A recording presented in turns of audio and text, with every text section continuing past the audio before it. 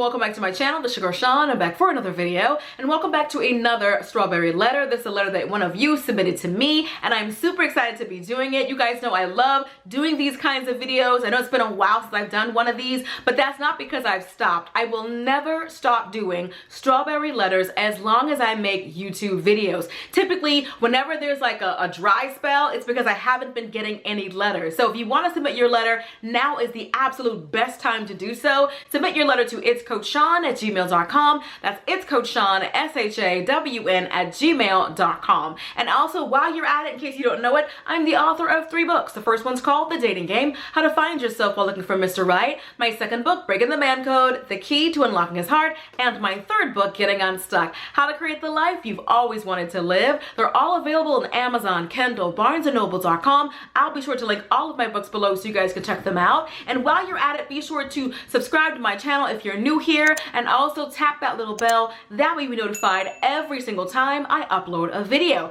I do lifestyle content, dating advice, luxury unboxings, fashion hauls, a little bit of everything, so you'll definitely enjoy your time here. But today, you are in for a treat, because this one is a doozy. All right, without any further ado, because we're long overdue, let's go get them. Hi, Coach Sean. I'm reaching out to you because I need your help and guidance in figuring out whether this relationship is worth pursuing. I'm 28 years old, I'm an African lady, and I've been dating this 32-year-old African guy for about 2 months now. We've previously been non-romantic friends on and off since high school, but he had always expressed his strong interest in me, the good. He's a kind and generous person to his family, friends, and me. He recently became a born-again Christian. He has a small business that he's been running for about 2 years now, and he works very hard. We have regular phone conversations for about an hour or more, and we get along very well. He drives 3 hours to come pick me up for dates, and he says that he's ready to settle down and have a family. My concerns are, when we were planning to meet up for dates, he's been late a couple of times, and on one occasion he even stood me up and didn't even bother to call. He only apologized when I called him out on it and asked him if he was even coming. This was the shocker for me. He has had past multiple out-of-wedlock sexual encounters, including one-night stands in different area codes in low-end motels, and confessed to me that he even sought out I'm gonna say lady of the night when he couldn't control himself. His hygiene is not where it needs to be due to his blue-collar business. He often looks rough, stains on his shirt, nails, legs ashy. When he dresses down, he looks like a homeless person. It would be hard for me to even present somebody like this to my family. They'd think I'm crazy, but then maybe not, because they're desperate to get me married. I'm not exactly physically attracted to him, although I think I can nurture that and grow that. He is struggling to stop consuming alcohol, and in the past, he's been addicted to marijuana and tobacco also. He also succumbs really easily to peer pressure. He has an out-of-wedlock child and a crazy ex. I don't know if he's even over that situation, because he mentions her quite a bit. Plus, he's not even in contact with his child. I wish he would fight harder to gain access to his child. This concerns me greatly. I wonder if this is how he's going to be, because he gives up a little bit too easily on precious things in life. He has expressed his desire to marry me and often talks about our future together, but in my heart, I'm not sure if this is what God wants for me. I struggle to see if he would ever even make a reliable husband or a good father, especially because he hasn't even had any contact with his child due to his crazy ex, as he says.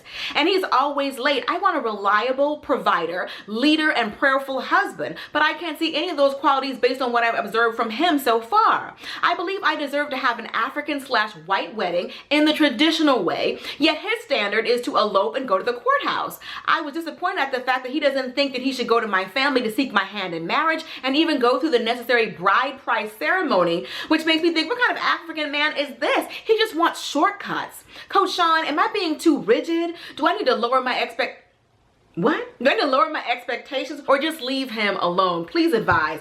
First of all, there is so much that I want to talk about in this letter, but honestly, it all boils down to this.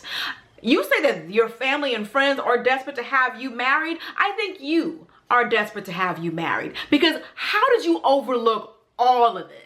Like, this is a lot. 1 or 2 of these things would be a lot. 1 or 2 of these things would be a deal breaker for most women, I would think, but yet you're overlooking all of it. This man he struggles with alcohol abuse. He possibly has a drug addiction. Sounds like he has a sex addiction. This man also is always dirty, has a hygiene issue. You say dirty nails, ashy legs, looking homeless when you try to take him somewhere. always late, doesn't even want to ask your family for your hand in marriage. Like, what about this man makes you think that this is what God sent for you? This man has so many things that he needs to deal with by himself. It's gonna fall on you if you become his wife. You know, so many men are seeking relationships when they should be seeking therapy. This man has so many things that need to be addressed. If you marry him, you'll become his therapist. You'll feel like you have to fix him, have to heal him. We as women are not rehabilitation centers for broken men. This man has so much that he needs to deal with by himself, for himself, to be a decent human being, much less husband and father. And why are you signing up to put all of his troubles onto your plate? Not to mention the child he's not even seeing or taking care of because of the crazy ex. There's so much that I feel like you're overlooking just because you want to be married, your friends and family want you to be married, and you're going to take this man and his raggedy self, but you're willing to take whatever the crumbs that he's given you because you want to check this off your list. The work alone, just trying to get through one of these issues, is already a lot. When people show you who they are, you have to believe them the first time. This man already showed you he has no problem whatsoever walking away from his own child. What would make you think that you'd be any different or that your child would be any different? He's shown you by this example. What else do you need to see? He said when he couldn't control his urges, he sought out a sex worker. So if you guys aren't being intimate, what makes you think he wouldn't do that again? He said he's been found in low rent areas of town. His hygiene is trash. Like, what makes you think that marrying him is going to suddenly, magically change all of the flaws? You keep kissing this frog, acting like all of a sudden he's going to turn into a prince. Life is not a fairy tale. This is real life. This frog is going to stay a frog. He's not doing any work to make himself any better. Where is the effort? He has done nothing to make himself better for you. This is how you know that a man doesn't truly cherish you, doesn't truly honor you, doesn't think that you're the one, when you see no effort. When a man is truly interested in a woman, you'll see some effort. If he didn't have a job when you met him, you'll notice that he's trying to get one. If you don't like how he dresses, he's going to say, okay, well then you dress me or you pick things out for me. When a man is interested, you'll see some change.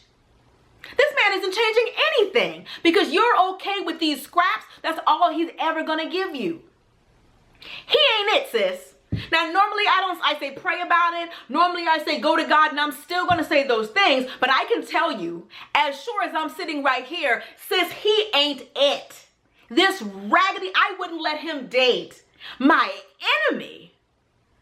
What does he have? What does he have? He's dirty. You said dirt under his fingernails, stains on his shirt, and his legs are ashy? Ma'am, and you're not even attracted to him. Why are we even here? How did he get this far? There is no attraction to this man because he said he's a born-again Christian? That's it? That's all it takes for you to say, God, is this you? Is this who you're sending for me? What about all these other things? Do you really think that God the Father took the time to create you and create the person that he has for you? This person who is still struggling with alcoholism, still struggling with drug use, still struggling with a possible sex addiction, not even taking care of his own child. Like, this man has so much going on. Why would you volunteer to take all this on? There's so much more to life than just being somebody's wife. And I say that as somebody's wife. I am amazing with or without my husband because I feel confident in me. I have a lot to give. You cannot let a relationship status or a man validate who you are and how you feel about yourself. You said at the end of this letter that you deserve a white wedding / African wedding, traditional wedding, that you want a husband who's reliable and dependable and who's prayerful and God-fearing. This man isn't even what you described. So why are we here? You have to boil it down to the lowest common denominator. You want to be married and you don't care who to. He is only here because he's willing. Not because you love him, not because you're attracted to him because you're not because you believe in him because you don't, not because he's a great father because he isn't. He's only here because you want to be married. You've let the pressure from your family and your friends telling you need to be married, as if that's all a woman's supposed to be in life, as somebody's wife. You let all that get to you, and that's the only reason why he's here. This is your test. God has been speaking to you. And you are purposely trying to pretend that you can't hear God. That's why you're writing me. God was talking to you way before you wrote this letter. But since you need somebody else to tell you, this is not from God. This is the devil trying to see how desperate you are to be married. If you make the mistake of marrying this man, you will write me another strawberry letter. You'll be back. You'll be back because he won't change. Because if you marry a man who hasn't changed, marrying him won't make him change. Because who you date is who you marry. When you marry him, he'll still struggle with alcoholism. He'll still struggle with drug abuse. He'll still struggle with other women. He'll still struggle with wanting to be in his son's life. He's still going to have these struggles if you marry him. Nothing about marrying you is going to change this man because he hasn't changed so far, and here you are considering it. But you needed somebody else to tell you what you already knew. You told me at the end of the letter what you deserved, but you didn't believe it.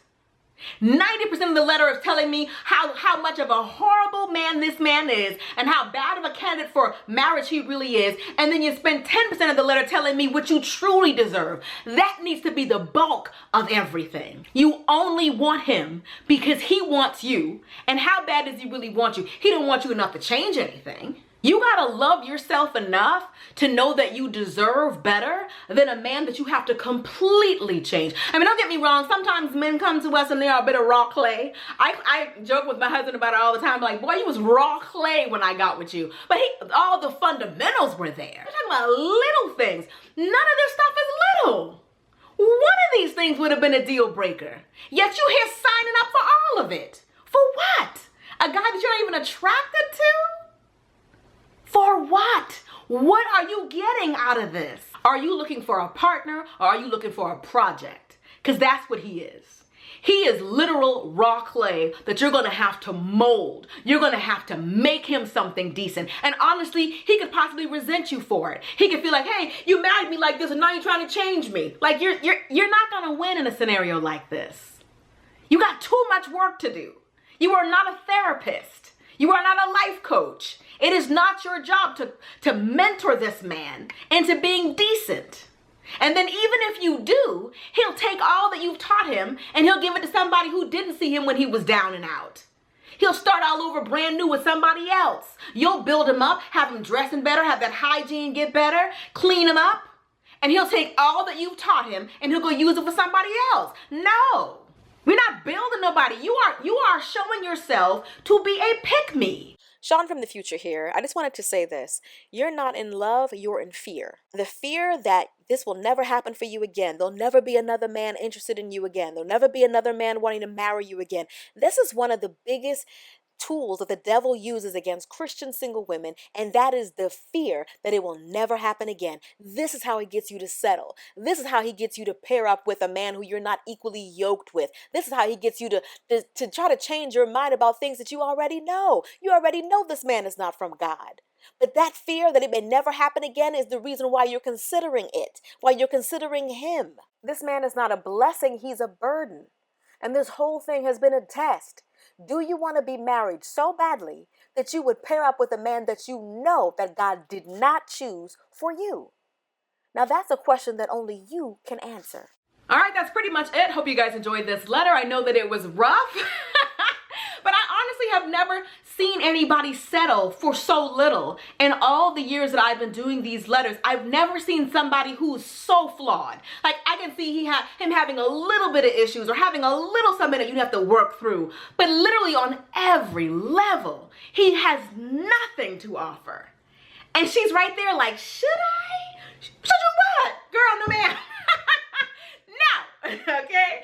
Anyway, if you guys want to hear more of my thoughts and opinions on life and love, consider purchasing one of my books. The first one's called The Dating Game, How to Find Yourself While Looking for Mr. Right. My second book, Breaking the Man Code, The Key to Unlocking His Heart. And my third book, Getting Unstuck, How to Create the Life You've Always Wanted to Live. They're all available on Amazon, Kindle, BarnesandNoble.com. And if you want to hear more of these videos, my raw 2 cents on your love life, now is the best time to go ahead and email me. Send me an email to itscoachshawn@gmail.com. That's itscoachshawn, SHAWN@gmail.com. And if you like this video, you'll love my last one. I'll link my last letter for you right here. Be sure to subscribe right here.